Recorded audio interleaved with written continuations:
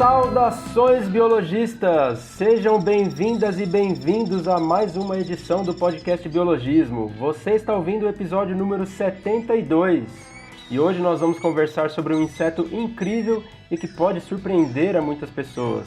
Nós vamos conversar sobre o grupo Manthodia, popularmente conhecido como louva-a-Deus. E para isso nós temos um convidado muito especial que manja tudo desse bichinho. Bom, meu nome é Flávio, eu sou biólogo e apresentador desta brincadeira e hoje estou acompanhado da quase aniversariante do dia, Susan Cunha. Quase aniversariante, quase ficando um pouco mais velha, não tem como escapar, né?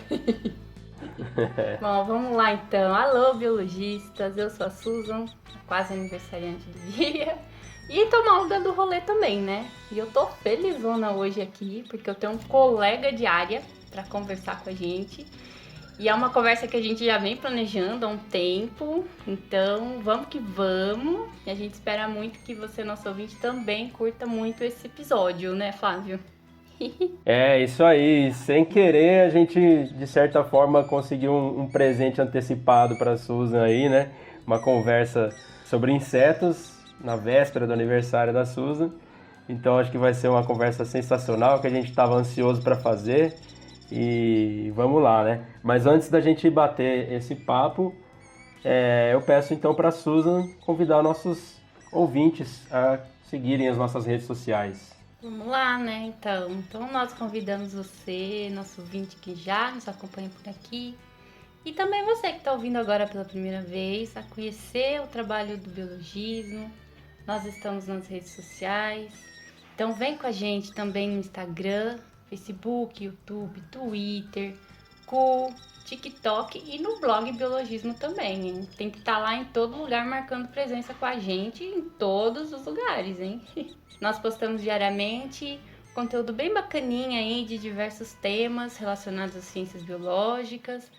Então, em todas as redes é só procurar por @biologismo e seguir aí com a gente também de outras maneiras. E além do convite para as redes sociais, a gente tem um recado importante para você que acompanha o nosso trabalho por aqui. Diga lá, Susan.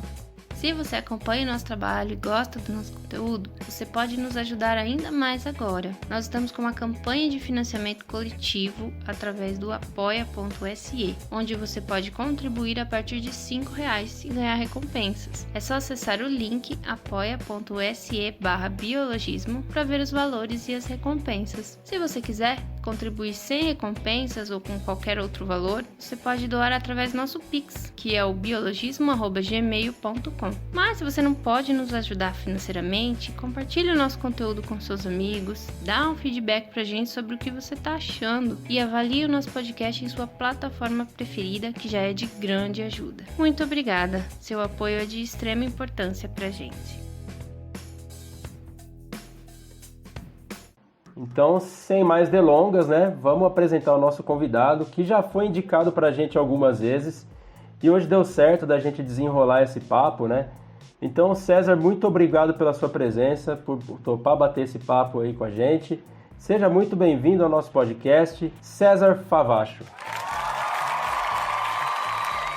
Olá a todos, fico muito feliz de ter sido convidado aqui pelo Flávio, pela Susan, pelo podcast Biologia. E eu tô bem feliz de poder falar também sobre esse assunto que eu gosto tanto, que são os insetos, que é o que eu falo mais nas redes sociais. Basicamente eu só falo disso, na verdade.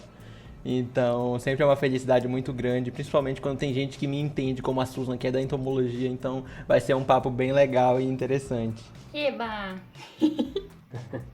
E, gente, para quem não me conhece, meu nome é César Favacho, eu faço divulgação científica de insetos e outros artrópodes nas redes sociais. E eu sou formado em Biologia aqui pela Universidade Federal do Pará, eu sou de Belém.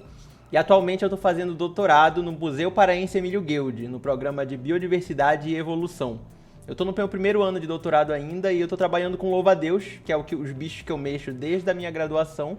Então eu comecei com iniciação científica trabalhando com louva-a-Deus e não parei mais. É um grupo que eu me apaixonei e eu acho eles incríveis também. E aí, por causa deles, na verdade, eu comecei a fotografar e usei isso para fazer divulgação científica nas redes sociais, que é o que eu tenho feito até hoje, é algo que me fascina demais poder falar sobre esses bichos na internet. Isso aí, sensacional. A Susan, ela não é usuária do Twitter, né? Mas eu, como um recém-usuário do Twitter, posso falar que o César é uma figurinha carimbada lá na divulgação científica, principalmente nesse meio de entomologia. Todo mundo conhece, toda hora tem um post novo lá. Então já fica a indicação aqui, se você não segue, corre lá no Twitter para seguir as contas do César, que tem muito conteúdo bacana pra caramba. E já aproveitando que você falou um pouquinho da sua formação, uma parte dos nossos ouvintes, né, César, não é da biologia, mas até mesmo o pessoal que é da biologia não é tão entendido de entomologia, né? Então eu quero pedir para você, por favor, contar para a gente, para os nossos ouvintes, quem são os animais do grupo Manthodia, quais são as particularidades desse grupo, o que tem de diferente deles dos grilos, dos gafanhotos, por exemplo, né, que muita gente acaba confundindo. Então, os Manthodas, eles são conhecidos como louva-a-Deus e em alguns locais como ponha-mesa, aqui no Pará, por exemplo, um dos nomes populares dele é ponha-mesa, põe-mesa. E eles são bichos muito interessantes, que muita gente realmente confunde com grilo, gafanhoto, mas que a principal característica deles é que eles são 100% predadores. Os louva-a-Deus possuem o primeiro par de pernas modificado para predação, são as chamadas pernas raptoriais. São pernas que têm até uma certa semelhança com os nossos braços, porque elas são feitas para segurar as presas e elas possuem vários espinhos que são utilizados exatamente para imobilizar e impedir que as presas escapem. Como os louva-a-Deus não possuem nenhum tipo de veneno, então eles usam essas pernas para conseguir imobilizar a presa enquanto eles começam a devorar e eventualmente ela vai sucumbir aos ferimentos e eles vão terminar de se alimentar. Então existem alguns mitos de que os louva-a-Deus têm veneno, mas na verdade eles são totalmente inofensivos nesse quesito e no geral também. Eles possuem asas, a maioria das espécies, mas em alguns grupos as fêmeas não possuem asas, só que geralmente são bichos que possuem asas bem formadas, os machos todos voam bem. Então sempre que a gente vê um louva-a-Deus voando por aí, ele vai ser macho. Quer dizer, não 100% de certeza, porque existem algumas poucas fêmeas que voam, mas a grande maioria das espécies mais comuns, os machos, são os únicos que voam. E eles são bichos com uma cabeça muito móvel, são insetos que conseguem olhar por cima do ombro, como a gente diz, e são alguns dos únicos insetos que conseguem fazer isso, diferente de gafanhotos, grilos, esperança, bicho-pau, que não tem a cabeça móvel desse jeito. Então, outra característica que dá para diferenciar bastante o louva-a-Deus desses bichos é a mobilidade que eles possuem na cabeça. A visão deles é extremamente poderosa porque eles são predadores visuais e aí eles conseguem detectar as presas dele pelo movimento e eles conseguem enxergar elas bem de longe, na verdade. E como eles são predadores de espreita, que eles ficam esperando sobre um ambiente a presa se aproximar, eles conseguem ver e se preparar para ela já com uma grande distância. Então são bichos bem interessantes de observar. A coloração deles, o tamanho corporal e algumas outras coisinhas básicas variam muito de acordo com os gêneros e as espécies. Aqui no Brasil a gente possui 11 famílias de louva-a-Deus. E aí cada uma delas tem alguma característica diferente assim. Mas todos eles possuem esse primeiro par de pernas modificado para predação, que diferencia ele já dos outros bichos. E essa cabeça bastante móvel também é presente em quase todos eles. Sensacional, cara. Que grupo incrível de animais, não é de se surpreender que você tenha se apaixonado por eles, né? E tenha se dedicado também bastante a eles. E eu acho isso fantástico, né, cara? Porque ele realmente é um predador incrível, né? Muita gente até não imagina isso, né? Que o louva-a-Deus é um predador assim tão voraz, tão eficiente, né? E é na raça, né? Como você falou, não tem veneno, não tem toxina nem nada.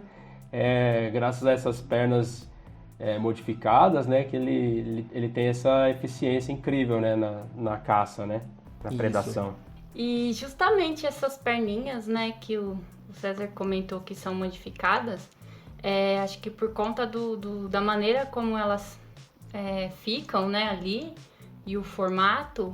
Acho que por isso aí que a gente tem um nome comum de louva-a-Deus, né, César? Porque parece que ele tá em formato de reza. É isso mesmo, o primeiro par de pernas dele, quando em repouso, ele fica dobrado de um jeito que parece duas mãos em oração, assim, parece que ele tá com os braços pra frente, com as mãos juntas. Isso. E isso acabou dando esse nome popular de louva-a-Deus. Ah, o César falou bem mais bonito do que eu, né? Em formato de reza. Eu tô acostumado a explicar isso, então já tá automático. Muito legal, né? Eu acho bem bacana isso. Uma característica do corpo que deu um nome comum pra ele, né? E eu, César, eu queria tirar uma dúvida contigo. Poxa, eu sou super encantada com esses bichos e sempre que eu tenho oportunidade de criar, eu tento criar. A gente já lá no laboratório, quando eu ainda era estudante, a gente criava muito lá no laboratório, principalmente louva-a-Deus. Então a gente sempre estava ligado em questão de comportamento, o que eles estavam fazendo, enfim. E aí você falou dessa questão da técnica deles, como vou dizer, sentar e esperar o alimento, né?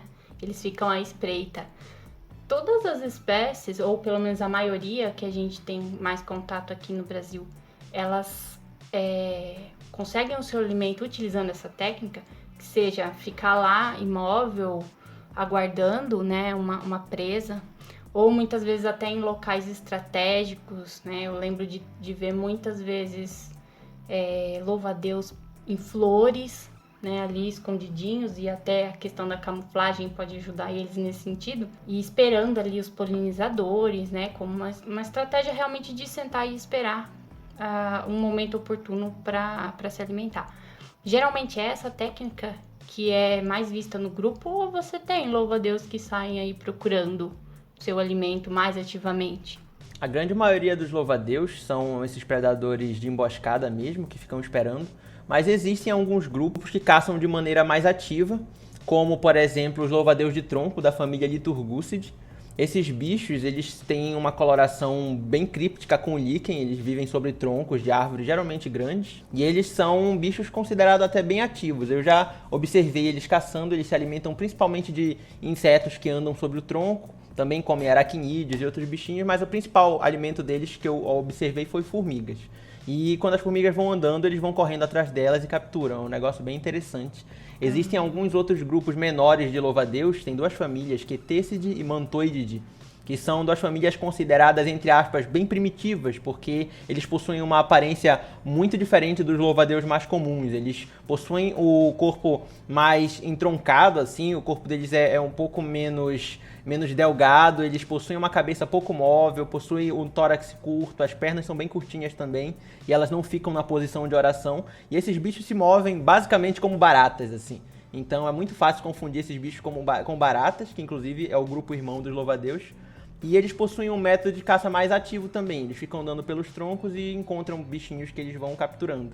Mas a grande maioria dos louva-a-Deus se alimenta de maneira passiva mesmo, eles ficam esperando a presa se aproximar bem até dar o bote. Então é bem comum mesmo ver eles em locais estratégicos, sobre flores, na natureza. Eles geralmente costumam ficar na extremidade das plantas, então muitas vezes eles não vão estar perto do centro de uma árvore, eles vão estar nos ramos mais externos, porque é onde a probabilidade de um bicho pousar vai ser maior. Uma borboleta, uma mosca, uma libélula, qualquer bicho assim. Então, a maioria dos louva-a-Deus geralmente come bichos voadores, mas algumas espécies especializaram em comer formigas, por exemplo, que são bichos que normalmente os louva-a-Deus evitam porque elas têm muita defesa química, mas algumas espécies de louva-a-Deus conseguiram se adaptar para se alimentar desses bichos. Ah, muito incrível, né? Era outra coisa que eu até ia perguntar, essa questão de se a gente tinha aí se você já tinha notado essa questão de preferência alimentar. Porque eu lembro que lá no laboratório, às vezes a gente colocava alguns insetos e eles não comiam, não.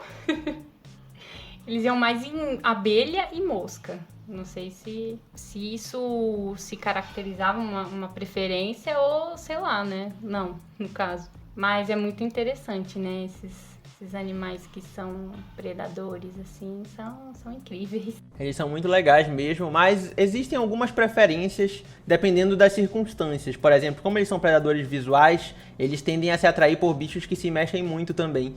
Então, dependendo do animal, eles não vão ter muito interesse.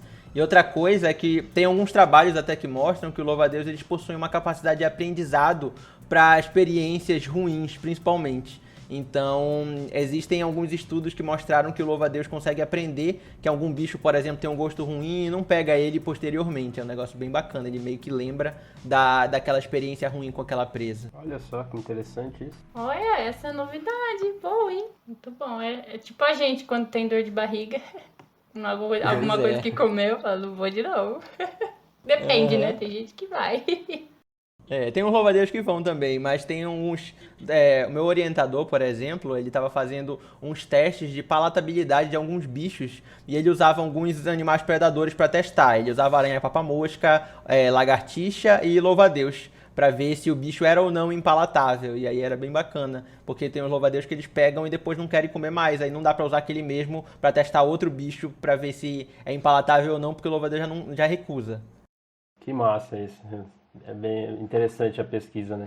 Mas, ainda falando sobre essa questão da predação, né, dos louva-a-Deus, ô César, para mim foi uma surpresa quando eu me deparei com alguns vídeos, assim, né, recentemente. O último que eu vi foi um louva-a-Deus predando um beija-flor. Uhum. Com certeza você deve ter visto esse vídeo, que ele fica num bebedouro ali de pássaros, né?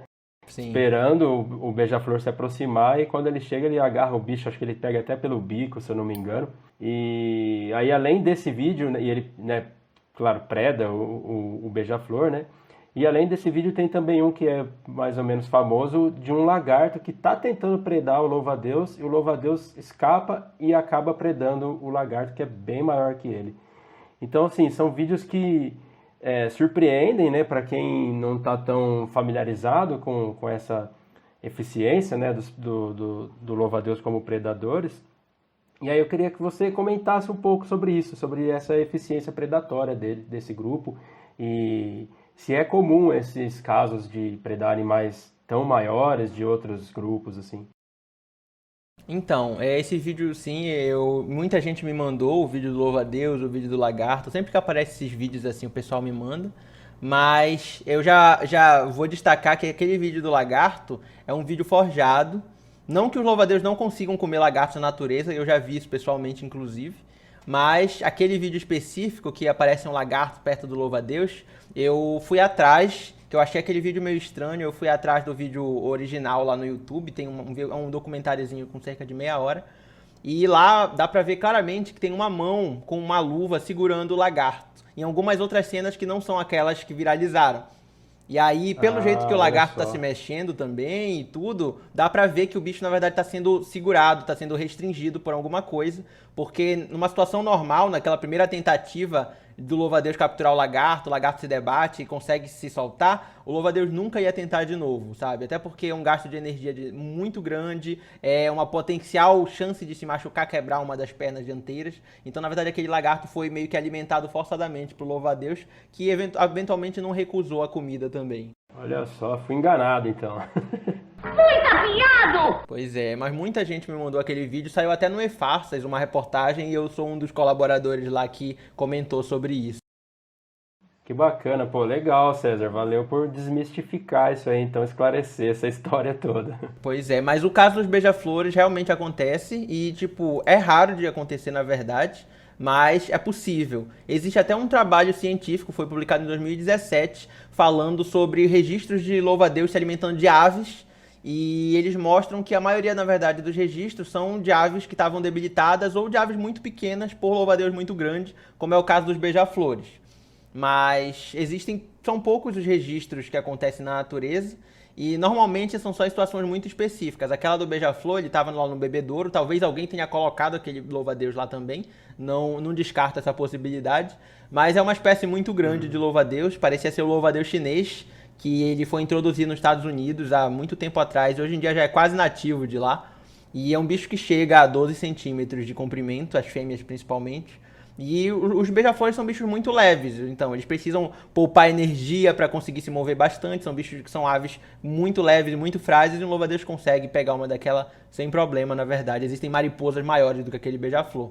Então, como eles são muito fortes com as pernas raptoriais, ele conseguiu segurar o beija-flor. Geralmente os louva-a-Deus tendem a pegar os bichos e começar a se alimentar pela cabeça, até porque o bicho morre mais rápido e eles gastam menos energia tendo que restringir o movimento daquela presa.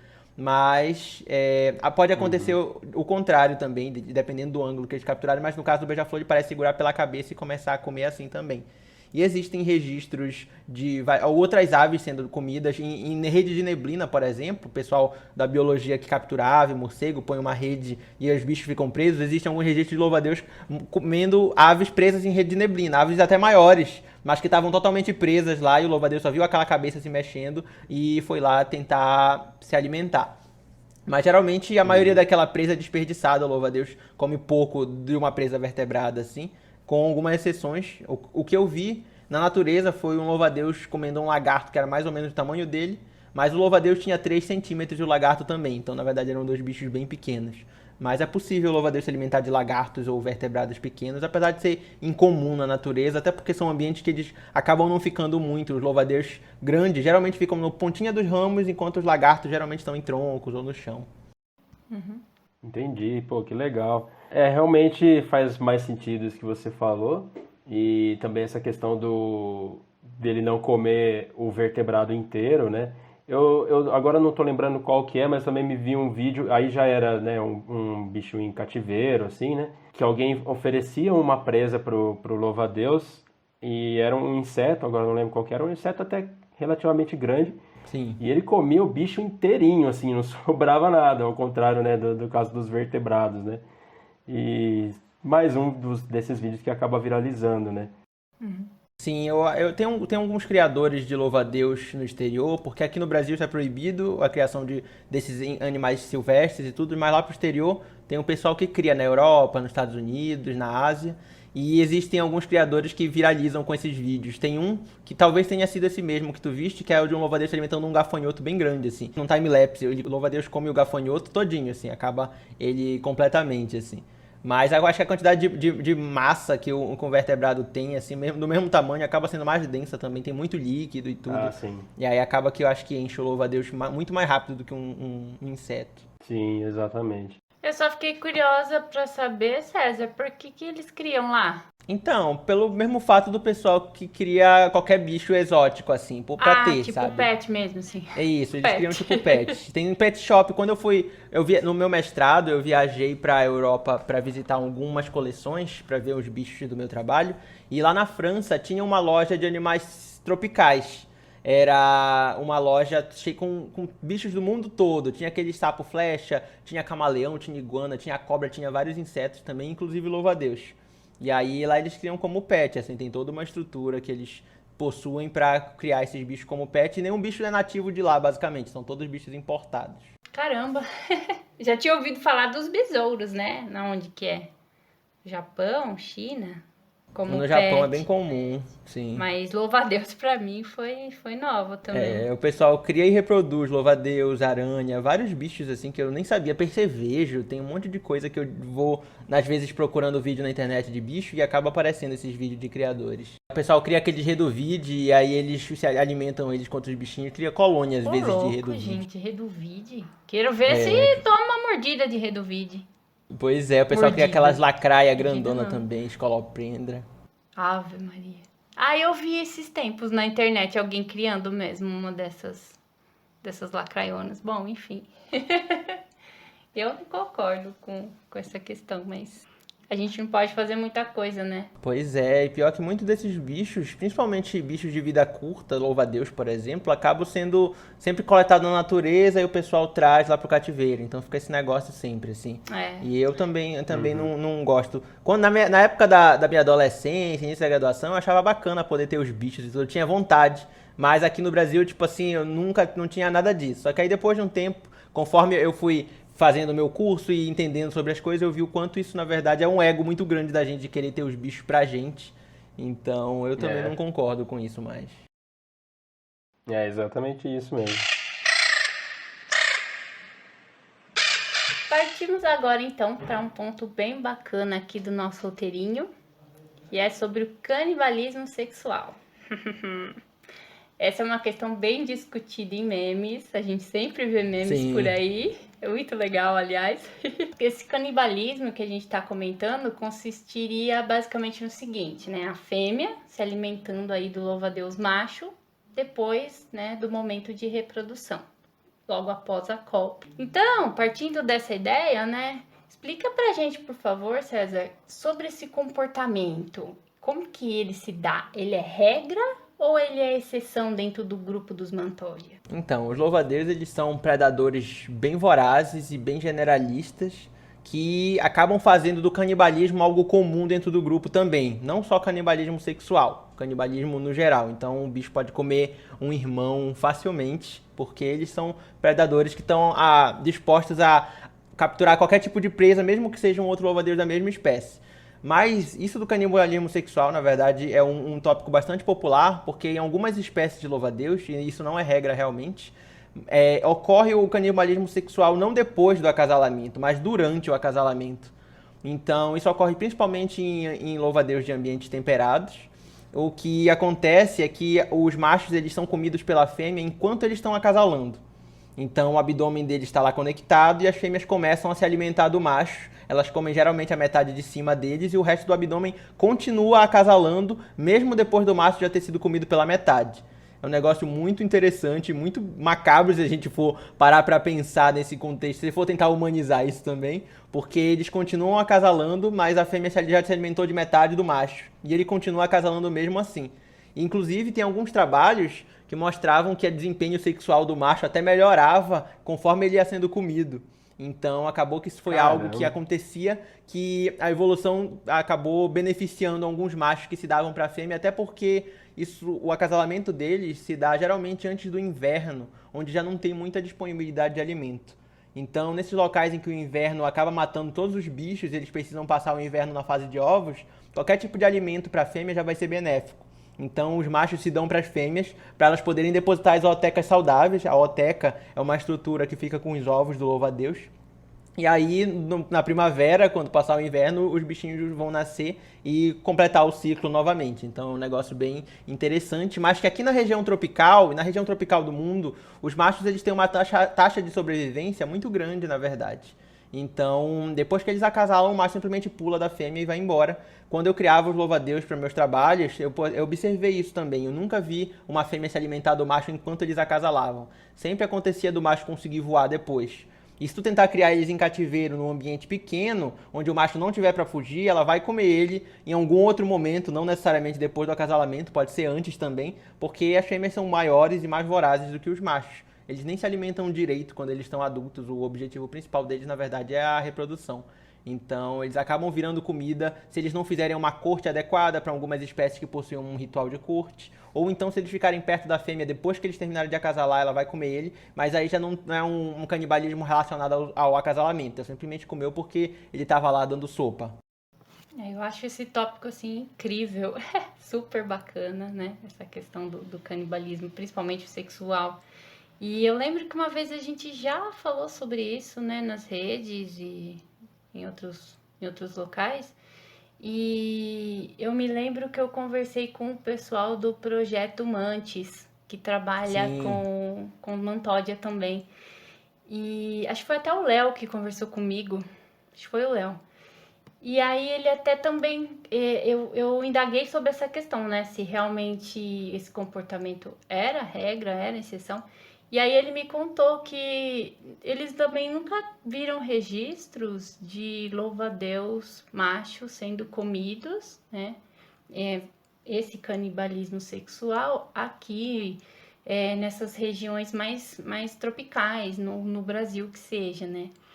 E ele até comentou comigo até a questão de que ecologicamente não seria muito interessante, porque a fêmea tem mais alimento disponível para ela do que numa região temperada, como você já comentou, né, agora há pouco. Isso. Então, acho que não seria vantajoso esse lance de se oferecer para a fêmea, claro, olhando do ponto de vista de alimento, né, de oferta de alimento, porque a fêmea teria mais oportunidade de se alimentar, né, de outros itens, muito mais do que espécies de outras regiões. Acho que isso mudaria um pouco o comportamento dessas espécies que vivem nessas regiões tropicais em relação a outras espécies.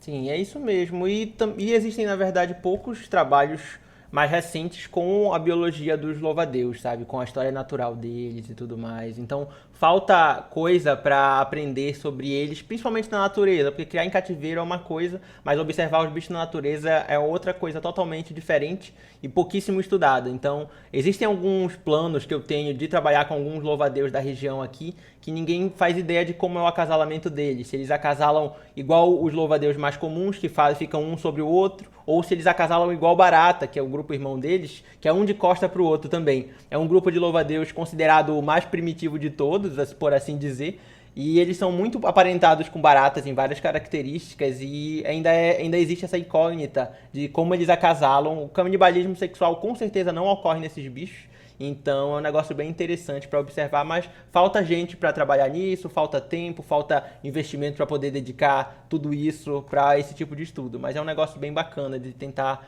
imaginar. Mas não é regra não, é meio que a exceção, são alguns grupos que possuem esse canibalismo. É engraçado que a gente vê isso tão incorporado, né? Como eu até falei, a questão de... A gente tem 1 milhão de memes que trata sobre esse assunto, né? E aí o pessoal acaba incorporando. Todo mundo acha que isso é a regra, né? E não é exceção. Eu acho muito, muito, muito legal essas estratégias, assim. É fantástico. E esse de canibalismo, quando tem um dimorfismo sexual muito grande, assim, ou seja, quando o macho e a fêmea são muito diferentes. No caso dos insetos, geralmente os machos são menores. E no caso dos artrópodes, no geral, assim, tem muito isso se os bichos forem predadores. A aranha, por exemplo, acontece muito das fêmeas comerem os machos depois que acasalam, ou até antes, se eles não fizerem a corte adequada. Então, na verdade, não são só os louva-a-Deus que possuem esse canibalismo intenso. Vários outros bichos, principalmente os aracnídeos, as aranhas, eles possuem isso também. Eu já observei aranhas acasalando e depois disso a fêmea tentava comer o macho, mas ele conseguia fugir. Em outros casos não dava certo, o macho virava comida. Mas acontece bastante. Só que no caso do louva-a-Deus não é regra, não. E isso que a Susan comentou, né, dessa questão de ter tantos memes falando sobre isso, e realmente toda hora a gente vê muitas páginas de biologia até repostando esses memes, né? E aí você vai ver os comentários, muito pouca gente que sabe disso, né? Que na verdade é uma exceção, né? Eu acho que talvez isso esteja até um pouco ligado à questão da cultura, né? Porque os países temperados, alguns países europeus acho que têm mais contato com esse tipo de comportamento, e aí acaba, como a gente sofre muita influência da cultura europeia, da cultura de outros países assim, isso acaba enraizando na cabeça da galera, né? O César acho que é mais novo, não vai lembrar, né? Talvez não lembre, ou talvez tenha visto na internet, não sei. Mas eu lembro quando eu era moleque, tinha até uma propaganda de tênis daquela marca Dharma que brincava com esse fato, que era como se começasse um documentário, assim, né? Sobre insetos, um cara narrando, falando que a fêmea... Até na propaganda falava que a fêmea comia só a cabeça do macho, né? E aí ele falava, a não ser que o macho esteja usando um Dharma, né? Aí no fim da propaganda aparecia um louva-a-Deus com um monte de Dharma nos pés, assim, correndo pra longe. Eu realmente não lembro disso, mas deve ser muito interessante, engraçado. Então, e aí são coisas que acabam influenciando a gente, né? A cultura, hoje em dia, todo mundo acha que é geral, né? Que é uma regra e não uma exceção, como você comentou, né? Sim. Bom, vamos lá então para o próximo tópico. Aí, César, queria pedir para você falar um pouquinho sobre o seu trabalho, sobre suas pesquisas, né? Como que é a diversidade amazônica. Às vezes a gente tem a impressão de que na Amazônia tem... onde mais tem alguns bichos, né? Mas nem sempre é verdade, né? Nem sempre é um lugar que abriga muitas espécies de algum grupo. Mas e quanto aos mantódias, como é que é isso? Como é que é a diversidade amazônica deles?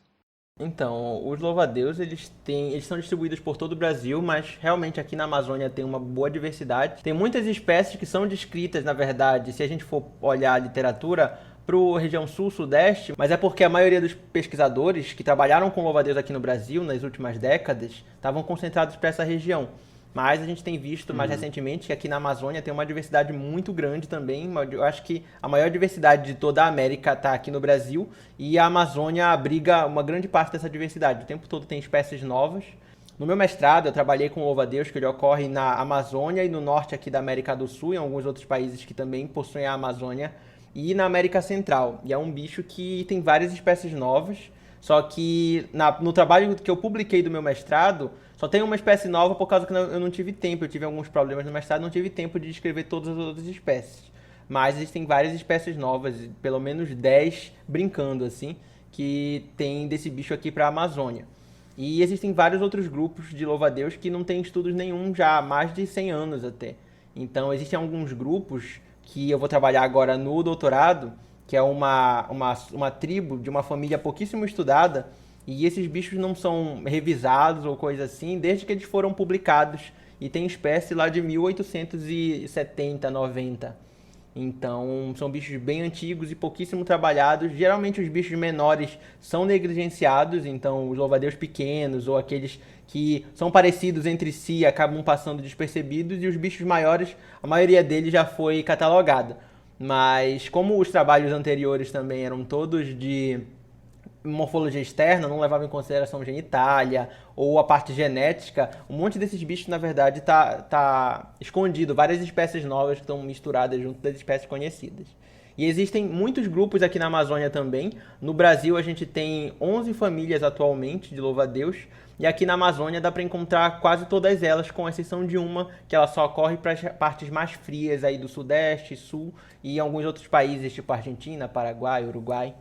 E não, na verdade, essa família ocorre aqui para a Amazônia também, mas tem um gênero que não ocorre para cá. Então, na verdade, na Amazônia, a gente tem todas as 11 famílias de louva-a-Deus que ocorrem aqui na América do Sul.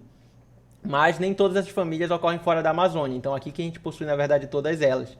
É um gênero que antigamente ele ficava separado, mas ele foi juntado. É um gênero chamado Coptopteryx. Ele ocorre aí para a parte sul, geralmente em partes mais frias.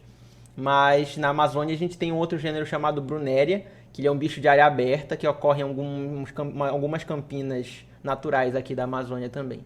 Então, na verdade, aqui na Amazônia a gente tem uma grande diversidade, todas as famílias de louva-a-Deus podem ser encontradas aqui, e tem muito grupo diferente. Eu já peguei muito louva-a-Deus, vários gêneros diferentes, ainda tem muito gênero que eu ainda não encontrei, mas, tipo, tem sempre muita coisa nova para encontrar. Tem alguns bichos que são super raros, mas eventualmente a gente topa com eles, outros a gente fica na esperança de topar eventualmente.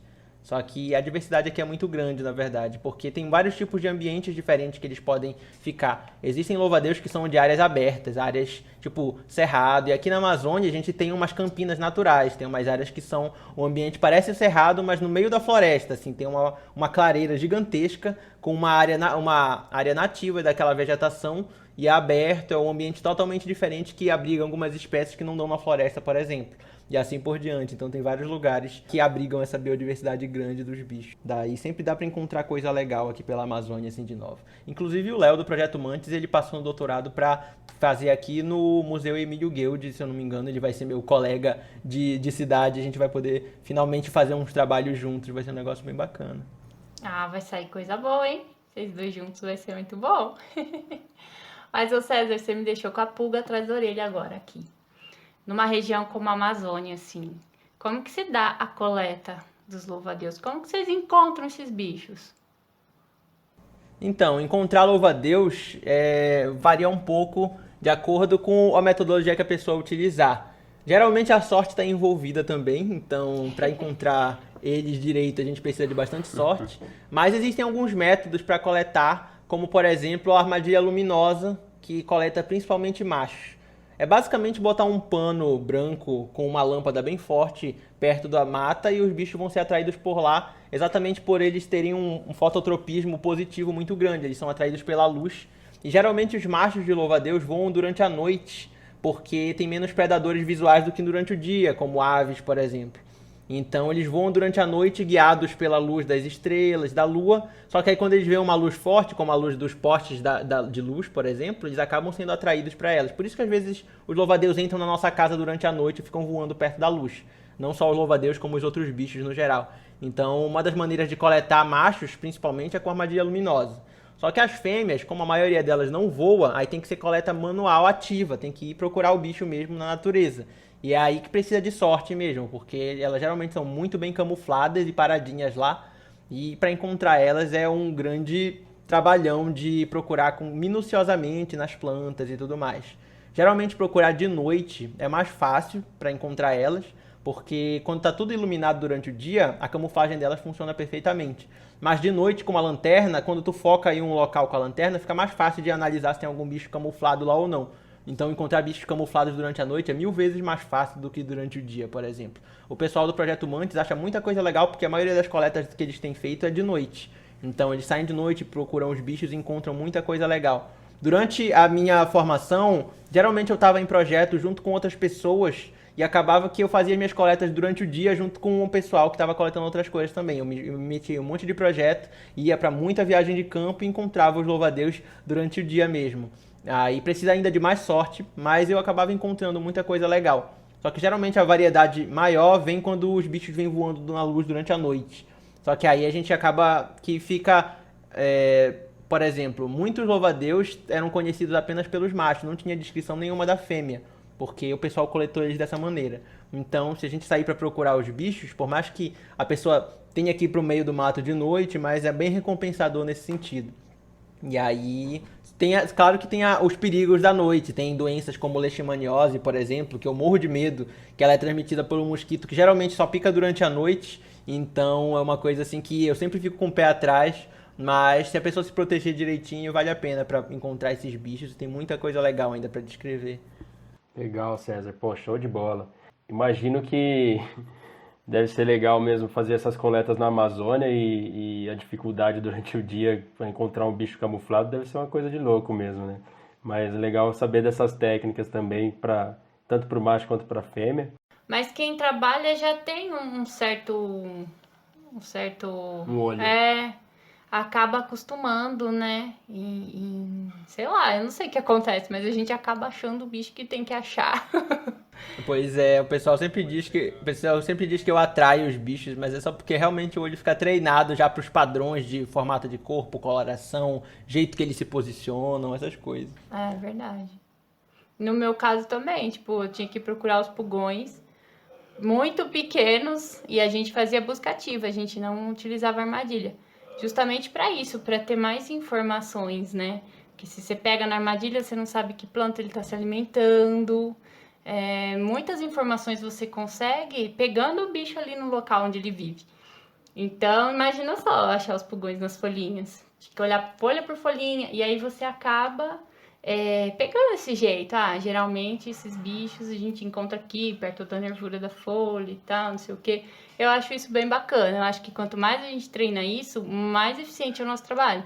E eu até lembro que a gente tinha uma colega minha que a gente falava, poxa, a gente tinha que ter feito uns 2 anos de coleta antes da coleta das nossas pesquisas. Aí a gente ia estar treinada e ia ser muito melhor, porque no final a gente via a diferença do que a gente pegava no começo e do que a gente encontrava depois no final. Então, acho que deve ser basicamente isso, né? A questão do treinamento mesmo. Você tá ali vendo o bicho sempre. Mas é muito legal quando a gente pega a experiência de ver os bichos e ver eles na natureza também, porque uma coisa é trabalhar com bicho às vezes em coleção, já coletado por outras expedições, mas ver o bicho vivo, ter essa interação, pra mim é uma coisa que é muito fantástica. Sem dúvida. Acho que nada se compara, né? César, e quanto à pesquisa atual, assim, com mantódias neotropicais e a sua pesquisa que você vem desenvolvendo no momento do seu doutorado, fala um pouquinho pra gente sobre esses temas. Então, aqui no Brasil tem pouquíssimas pessoas que trabalham com louva-a-Deus atualmente, assim, e tipo, que estão formadas trabalhando com louva-a-Deus, no caso mestrado ou doutorado. Dá pra contar nas mãos, assim. Então, uma coisa que eu falo para quem estiver ouvindo, quem tiver interesse, é que se tiver essa curiosidade, se tiver alguém para orientar, que vá atrás, porque falta gente para analisar essa quantidade de bicho que a gente tem por aqui, sabe? Tem muita espécie nova, muita coisa da biologia, várias coisas que precisam ser pesquisadas ainda e que fazem muita falta. A família que eu vou trabalhar no doutorado é uma família chamada Téspide. Os louva-a-Deus dessa família, as fêmeas não possuem asa, só os machos. E eles são bichos geralmente pequenos e que vivem na serrapilheira, no chão. Então eles podem ser encontrados em gramados, na serrapilheira, em áreas abertas, até diretamente sobre a areia, em algumas áreas naturais mesmo. E são bichos que, apesar de ser a família mais numerosa em número de espécies e gêneros aqui de toda a América, é a família menos estudada. Então, atualmente, eu acho que só dos 30 e poucos gêneros, não vou lembrar agora do número exato, só existem 5 espécies que estão revisadas atualmente, 5 gêneros que estão revisados. Então, tem muita coisa ainda por fazer, tem muita espécie que é para ser trabalhada. No meu mestrado, eu trabalhei com um gênero chamado Pseudomyopteryx, que, como eu falei anteriormente, ele ocorre aqui no norte e na América Central. E é um bichinho que tinha 10 espécies e tem muita coisa ainda para ser publicada. Tem alguns registros de material que eu vi depois de espécie nova. Então tem muita coisa para fazer desse gênero. O trabalho foi publicado recentemente agora, da revisão do que eu consegui fazer. Dia 30 de janeiro saiu a publicação. E agora no meu doutorado, eu vou trabalhar com uma tribo chamada Mussonielini, que ela tem bichos que ocorrem em todo o Brasil e aqui um pouquinho subindo a América Central também. E são bichos que têm uma distribuição bem grande, ocorrem tanto em floresta fechada quanto em ambientes abertos. São 4 gêneros que eu vou trabalhar e tem muita coisa ainda para fazer. Eu vou precisar visitar a coleção, tem alguns bichos que eu já tenho coletado e tem muita coisa que falta fazer com esses e outros grupos de louva-a-Deus também. Coletar eles, por exemplo, é uma coisa que faz muita diferença, principalmente quando tem pouco trabalho sobre o grupo, sabe? Às vezes não dá para identificar, mas coletar os bichos diferentes, botar numa coleção da universidade, de uma instituição científica, já faz uma diferença para quem está trabalhando também, porque falta material. Tem algumas regiões que eu vou planejar visitas que eu vou nas universidades para ver se tem bicho coletado, às vezes em laboratório, é material didático mesmo. Mas se não, eu vou ter que coletar o material para poder ver os bichos que tem naquela região. Então, às vezes, não dá para fazer um trabalho coletando os bichos, mas dá para ver os bichos que estão nas coleções, por exemplo. Mas tem gente trabalhando, tem o pessoal do Projeto Mantis que está trabalhando, tem trabalhado principalmente para o Sudeste, eu aqui na Amazônia. Tinha o Antônio Agudelo, que foi um pesquisador que ficou muitos anos lá no INPA e foi inclusive o meu co-orientador do mestrado. Mas ele é colombiano, ele voltou para a Colômbia agora, faz uns anos, na verdade. E ele trabalhou com Mantódia, fez uns trabalhos bem legais lá em Manaus, lá na região do Amazonas. Tem aqui na região neotropical o Júlio Rivera, ele é peruano e ele faz uns trabalhos muito bons. No trabalho que ele publicou recentemente, uns anos atrás, são fantásticos, assim, são meio que revisões de todas as famílias neotropicais e todos os gêneros neotropicais a nível genérico. Então ele fez a redescrição das famílias, dos gêneros, foi um negócio bem legal. E ele está me orientando agora no doutorado. Então está sendo um projeto bem legal que eu tenho feito. Tem o Marcos do Espírito Santo, que trabalhou também com a família Téspide, e que é a mesma família que eu estou trabalhando no mestrado e agora no doutorado. E ele fez umas revisões, ele publicou alguns trabalhos sobre criação de louva-a-Deus em laboratório também. Então é um negócio muito bacana. Ele fez um sistema automatizado para alimentar louva-a-Deus no laboratório. Então é um negócio bem legal que eu eventualmente quero utilizar para quando eu estiver trabalhando com algumas coisas de comportamento, que eu for criar os bichos. Mas tem pouca coisa, mas as pessoas que têm publicado recentemente estão fazendo um trabalho bem legal. Então, quem tiver interesse em trabalhar com louva-a-Deus sempre tá bem-vindo pela falta de trabalhos aqui nos Mantódia neotropicais. Mas sempre tem espécie nova, sempre tem coisa nova, gênero novo. Recentemente tiveram alguns. No meu doutorado com certeza vai vir gênero novo também. Então é um negócio bem bacana que precisa de mais gente para desbravar esse mundo desconhecido ainda dos louva-a-Deus. Tem muita espécie e bicho para descrever. Mas tem sido um trabalho bem legal, assim, em tentar em contato com essas pessoas, que são poucas, mas elas estão todas bem. Então tem sido bem bacana trabalhar com esses bichos aqui na região. Legal, César. Pô, que bacana, cara, saber de um pouquinho do que você e todos esses pesquisadores vêm investigando, né, estudando. Uhum. E acho que a Susan também é uma taxonomista e defensora, com certeza, da taxonomia. E eu acho que isso é uma incrível oportunidade, assim, né? Sempre que a gente tem convidados aqui que dizem, né, não é tão raro encontrar espécie nova e tal. Eu acho que pouca coisa é um incentivo tão legal quanto isso, assim, a oportunidade de você descrever uma espécie, né? Você encontrar uma espécie que nunca foi catalogada e tal.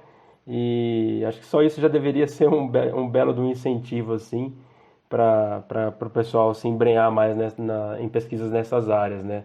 E tem muito potencial para isso também, né? Claro, não só para taxonomia, mas para diversos outros ramos, né? mas é um bicho com muito potencial para pesquisas e artigos, né? Publicações e tal. Sim, com certeza. Tem muita coisa que dá para publicar, tanto de história natural, às vezes coisa básica, do tempo de que leva para eclodir, uma história natural básica, dá pra fazer umas notinhas ou algo assim. Então tem muita coisa que dá para fazer. E a descrição das espécies mesmo. Show de bola. Poxa, assim, quando a gente recebe os convidados, né, que trabalham com fauna, acho que é unânime, assim, todos comentam essa questão de que estudos bem basais, coisa pequena, coisa fácil, né, informações fáceis, importantes, mais fáceis de se obter, a gente não tem, né. Foi isso agora, o César comentou isso, Vitor com as planárias comentou isso. Eu lembro que o Danilo comentou bastante isso na questão do tatu canastra, que eles não sabiam nada sobre o tatu, né? E o tatu era um bicho grande. Então, poxa, né? Acho que a gente precisava rever essa questão da importância que a gente dá para a ciência, né? E para esses estudos mais basais que possibilitam outros estudos mais aprofundados. Eu acho que a gente precisava começar a tratar mais esses estudos com os alunos. Eu acho que quando a gente traz o pessoal todo animado, né, eu acho que é aí que está a principal motivação, né? A gente vê esses estudos mais simples sendo deixados de lado e os alunos, eles podem assumir isso com a motivação de estar estudando algo que não foi estudado ainda, principalmente com essa motivação. Lembro que a Vitória também comentou a questão das cobras, tinha algumas coisas também, serpentes, que eram coisas simples, que nunca tinham sido estudadas, então muitas vezes a gente fica, sei lá, tentando encontrar projetos super, né, super produções, para tentar encontrar super resultados aí. Claro que muitas vezes a gente é pressionado para isso na academia, mas o básico a gente muitas vezes acaba abandonando, e é o importante. Eu sempre defendi muito essas pesquisas basais e eu sempre acho que é muito importante e muito interessante a gente começar. Quando a gente ingressa numa graduação, começar por isso, né? Principalmente por conta da falta de profissionais trabalhando, quanto pela motivação mesmo que esses tipos de trabalho te dão, né? E eu acho que a gente tem que sempre salientar essa questão. A gente tem que começar sempre pelo começo, né? E acho que o César também deu um exemplo pra gente aí no grupo dos Mantoja, reforçando tudo que outros convidados já vêm falando em outros episódios que a gente trouxe aqui, né? Perfeito, Susan. Eu concordo com você em tudo que você disse. Acho que realmente é um assunto recorrente aqui, né? Vários convidados realmente relatam esse problema, né? Mas, bom, quem sabe a gente está abrindo um pouco o interesse da galera com esses convidados, né, nos temas e trazendo o interesse para alguns grupos que merecem mais pesquisa e mais pesquisadores, né? Quem sabe, né? E se a gente estiver ajudando um pouquinho, já tá valendo, né? Agora, ainda falando sobre taxonomia, mas não mais de mantódias, né? Não de louva-a-Deus, mas eu quero pedir para o César contar aqui pra gente sobre a homenagem que ele recebeu aí. Foi eternizado na ciência, uma homenagem, né? Ah, pois é. Então, esse daí, pra quem não tá ligado, foi uma homenagem que me fizeram para uma espécie nova de besouro que foi publicada recentemente, que é um besouro termitófilo, ele vive dentro de ninho de cupim e é a espécie Termitosófilos favachoi. E essa homenagem foi feita por um amigo do laboratório, porque eu ajudei bastante ele, tanto nas coletas, quanto fazendo fotos e registros dos bichos que não tinham nenhum registro anterior. Então eu fiz umas fotos bem legais, a gente já viajou junto, foi um negócio bem bacana. E aí ele me fez essa surpresa, assim, um dia do nada, ele falou, olha, tem uma homenagem pra ti aqui. E aí quando eu fui ver, era essa espécie nova de um bicho que eu tinha fotografado e filmado também pra ele. E foi um negócio muito bacana, assim, é uma honra muito grande poder ser eternizado na ciência, mesmo que, sei lá, futuramente esse bicho seja sinonimizado com outros, mas eu ainda vou estar lá naquele registro, então é um negócio bem legal. Eu fiz uma homenagem para o Júlio Rivera agora no trabalho que eu publiquei no mestrado. Uma das espécies ficou Pseudomyopteryx riverae, em homenagem a ele, porque ele me ajuda já desde quase antes de eu entrar na graduação, sabe? Eu conheci ele pelo Facebook, assim, eu fui pesquisando sobre os autores de Louva-a-Deus, e aí eu mandava mensagem para ele, tirando dúvida, ainda quando eu estava no PIBIC, na graduação, no iniciozinho da minha graduação, e ele sempre respondia, e a gente tem esse contato desde então. Daí eu resolvi dar essa homenagem para ele, porque ele me ajudou bastante também com várias coisas do trabalho do mestrado.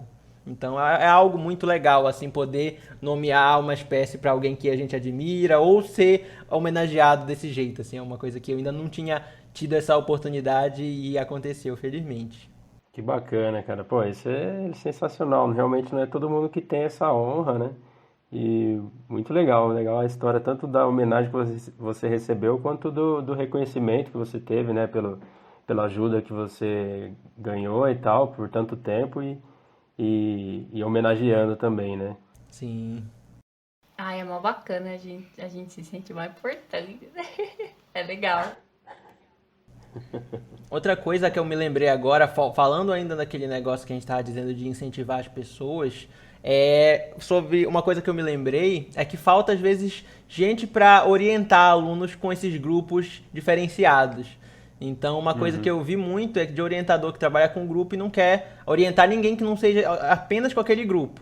E se não tiver ninguém, por exemplo, que trabalha com louva-a-Deus em alguma universidade, ninguém vai se formar ou tentar trabalhar com aquele bicho lá. Só que o que eu tenho visto são exemplos de orientadores que, eu vou te orientar, mas aí, tipo, entra em contato com alguém que é especialista e faz aquela orientação, um negócio assim. Então, isso que eu acho que ainda falta para mais gente trabalhar com esses bichos também. Porque eu vejo que tem muita gente que tem resistência, tipo, eu não sei nada disso, então eu não vou orientar. Só que aí às vezes a pessoa pode aprender um pouco sobre aquele grupo, ou encontrar alguém que aprenda e fazer aquilo para formar alguém que trabalhe com aquilo também. Então aqui em Belém, durante a minha formação, ninguém nunca trabalhou com louva-a-Deus.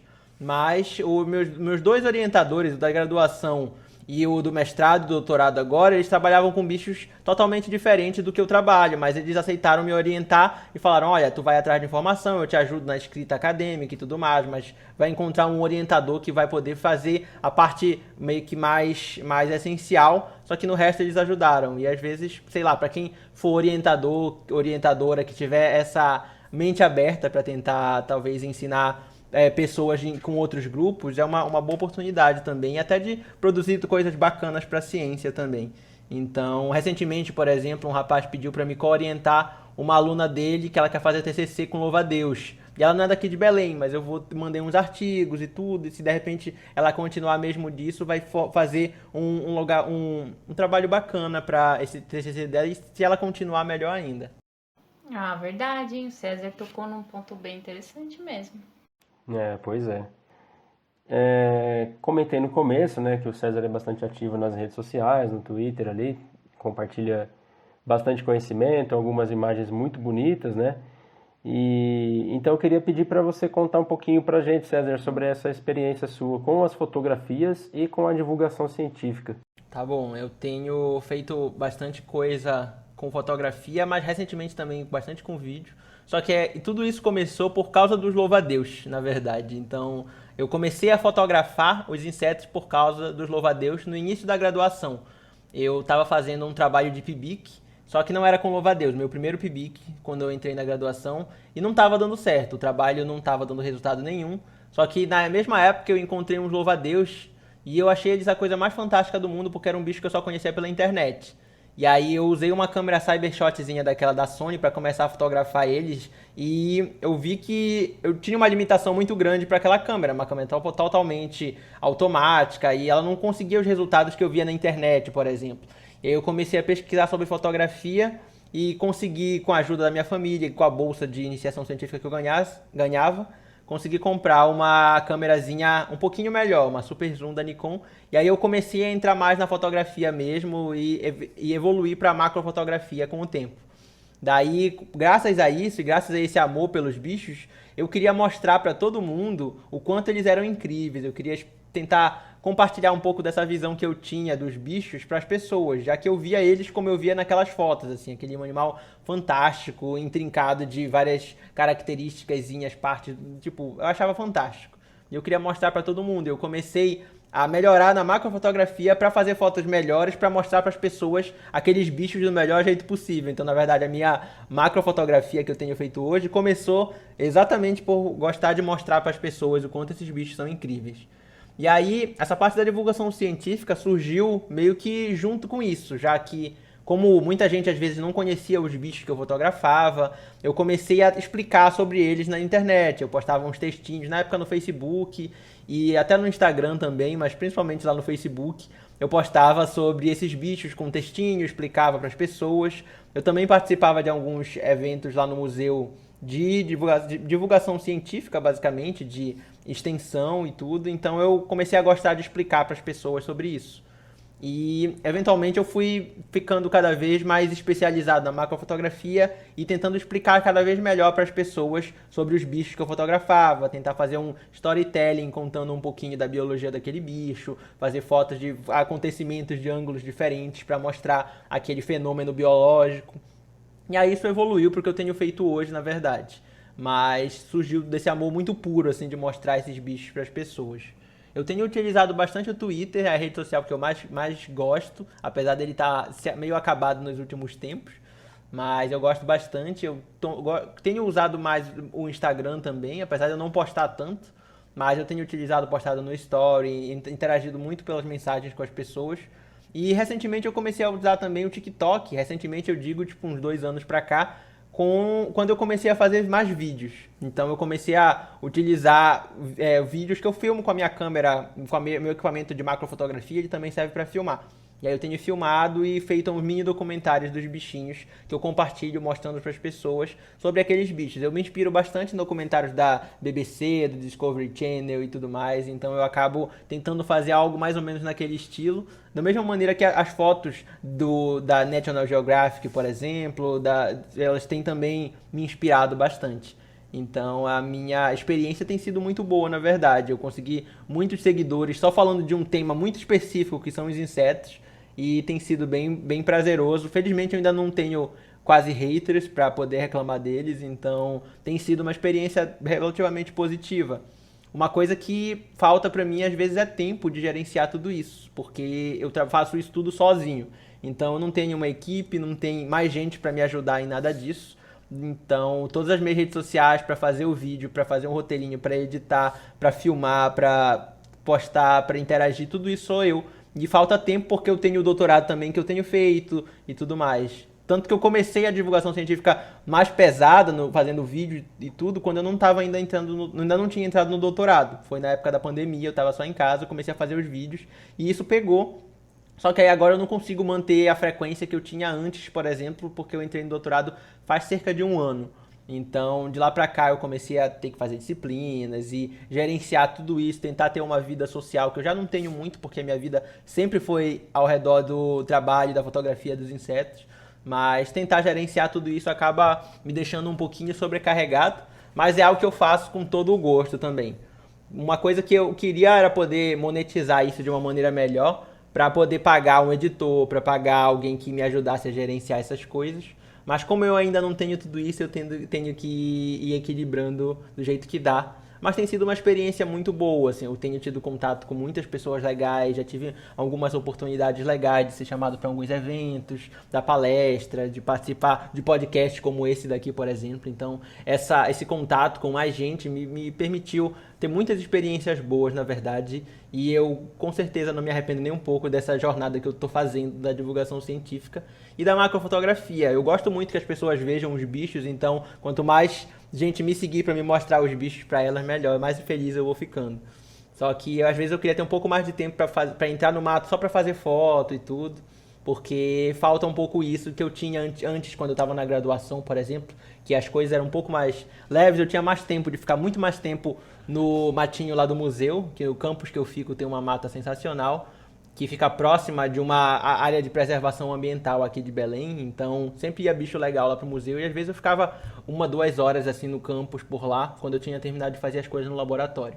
Hoje em dia já não tenho tido mais esse privilégio, mas sempre que dá eu tô com a minha câmera por aí, ela tá sempre com o equipamento macro pronto para ser utilizado. Mas tem sido uma experiência muito boa, assim, eu tenho melhorado o jeito que eu falo, eu explico as coisas para as pessoas, na hora de fazer os roteirinhos para o vídeo, de fazer os textos para as fotos. Eu tenho conseguido ser conciso de um jeito positivo, ao mesmo tempo que eu explico tanto para quem é da biologia quanto para quem não é, até porque eu tento fazer um conteúdo que é eu tento fazer um conteúdo que é disponível para todo mundo, até quem só acha interessante, mas não tem conhecimento para aquilo. Então, eu tento também sempre ter as referências no fundo, então, tipo, tudo que eu posto, eu vou atrás de pesquisar antes, pergunto para, às vezes, especialistas e tudo mais, para poder ter as referências, se alguém me perguntar, eu vou ter. Então, é algo que eu tenho aprendido bastante. Eu tenho ficado feliz de ter visto cada vez mais gente na divulgação científica em outras áreas também. Só que falta gente aqui no Pará para divulgação científica de alguns grupos, assim, então é uma coisa que eu sempre estou tentando incentivar. Aqui no Norte, Nordeste, no geral, ainda precisa de mais gente para trabalhar com alguns grupos, mas as pessoas que estão fazendo um trabalho sensacional. Então é algo que mudou minha vida, assim, a experiência com a divulgação científica mesmo. Que bacana, César. Imagino que, né, o doutorado, claro, toma muito tempo, né, de quem está envolvido com isso e tal. E a divulgação científica, para quem está de fora não parece, mas ela também é uma atividade que toma um tempo, né? Então, realmente, deve ser difícil conciliar tudo isso, mas mesmo assim você está fazendo um puta trabalho legal, divulgando um monte de foto bonita, um monte de conhecimento legal pra caramba. Conseguiu arrumar um tempo pra gente aqui, para bater esse papo sobre os louva-a-Deus. Então, acho que realmente você tem que incentivar mesmo, e um incentivo é o seu próprio trabalho, né? Então, quem gosta da área certamente se sente incentivado mesmo, né, a entrar na área e tal, a talvez surgir mais divulgadores científicos, né? E para quem, já falei no começo, mas reforço aí, para quem ainda não conhece, só procurar o César aí do Twitter, no Instagram, aí no TikTok também, para ficar por dentro desses conteúdos aí que são de muita qualidade. Ainda bem que o César arrumou tempo pra gente, né? Então, pois é. Deu essa sorte aí. Não, mas para essas coisas eu sempre tento arrumar tempo, porque eu acho muito importante, assim. Então, é algo que eu faço questão de poder participar. E geralmente de noitinha, assim, fica melhor, mas para outras coisas que, por exemplo, precisa estar de dia para me sair direito para fotografar, acaba não tendo muito tempo. Durante o dia, na verdade, de noitinha, a gente dá um jeito mais fácil, quando eu tô em casa, principalmente. Muito bom.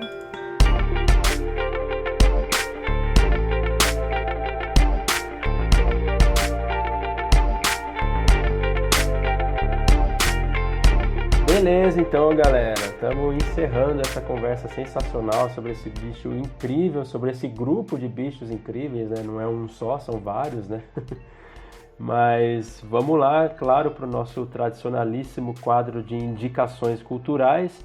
E como também virou tradição dentro desse quadro, eu peço para o nosso convidado dar o pontapé inicial para a gente e mandar as indicações dele para nós e para os nossos ouvintes, por favor, César.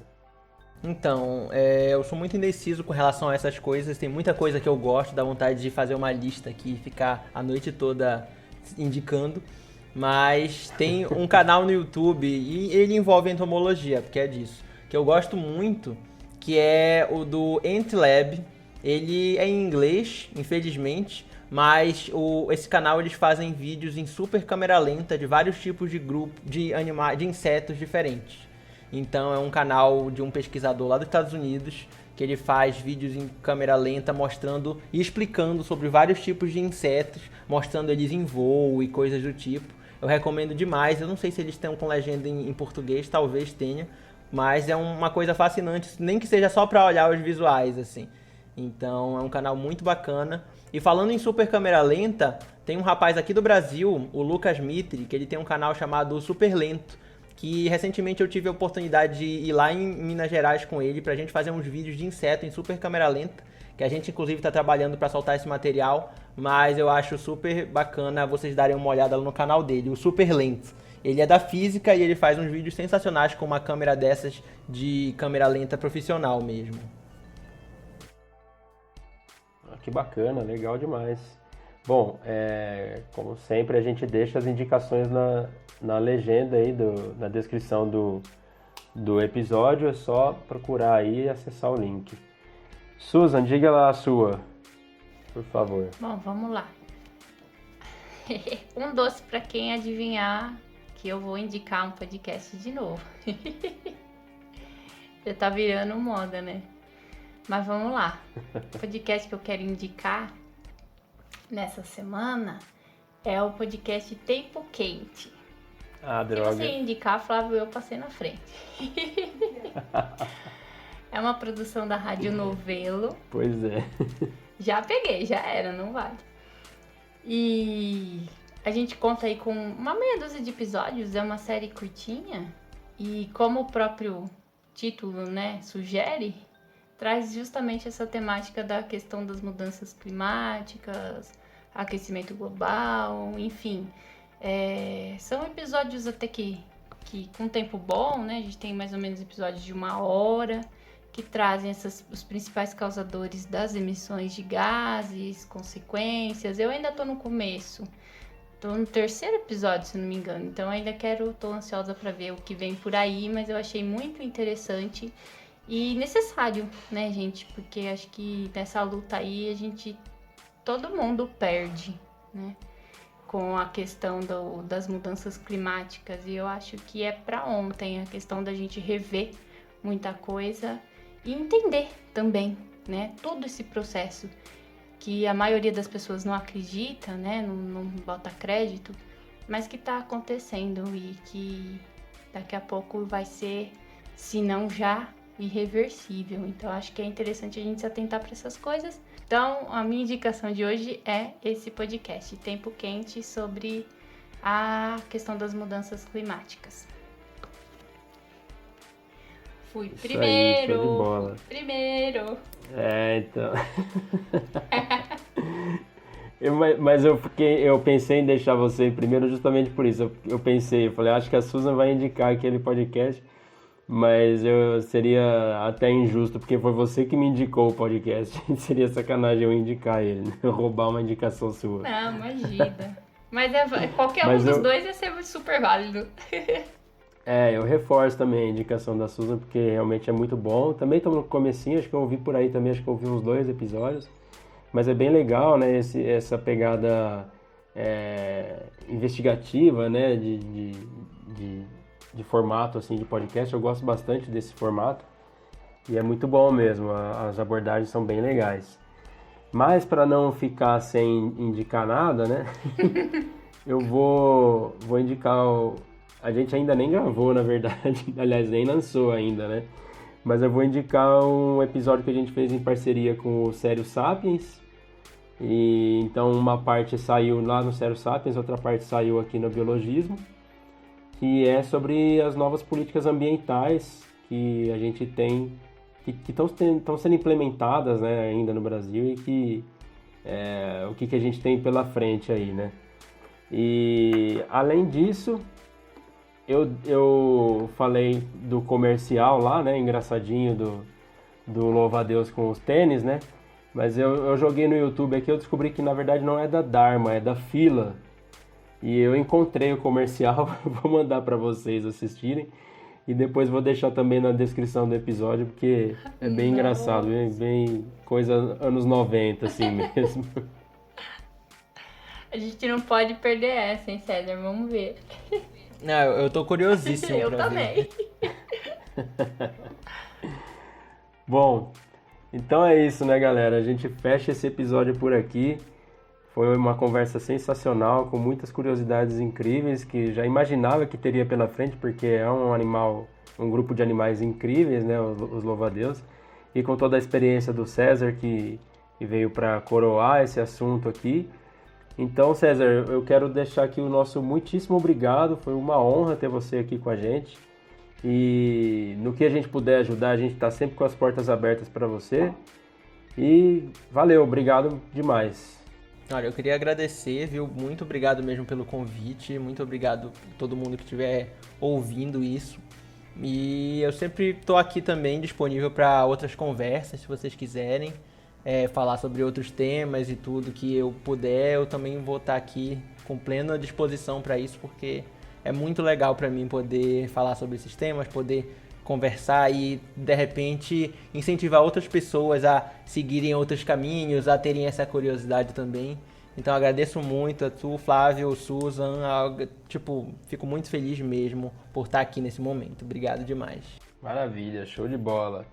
Então é isso, galera, a gente fica por aqui. Nosso muitíssimo obrigado a você que sobreviveu até aqui. Novos episódios do podcast Biologismo saem a cada 2 quartas-feiras às 10 horas da manhã nas principais plataformas de streaming. Deixa aí o seu feedback pra gente, a sua crítica, a sua sugestão, seu elogio. Pode enviar a sugestão de convidado, de tema, que a gente está sempre de olho. Pode mandar nas nossas redes sociais ou no nosso e-mail. A gente tem um e-mail agora só do podcast, que é biologismo.podcast@gmail.com. Então manda pra gente lá a sua sugestão. Muito obrigado, galera. Um grande abraço. Até o próximo episódio. Tchau, tchau. Tchau, tchau. Tchau, tchau. Beijo. Esse episódio foi apresentado por Flávio Diniz com comentários de Susan Cunha e a participação do nosso convidado César Favacho. Roteiro, edição e arte por Flávio Diniz e o novo logotipo do podcast Biologismo foi desenvolvido pelo Giovanni Barbosa, que também é apresentador do podcast Febroso.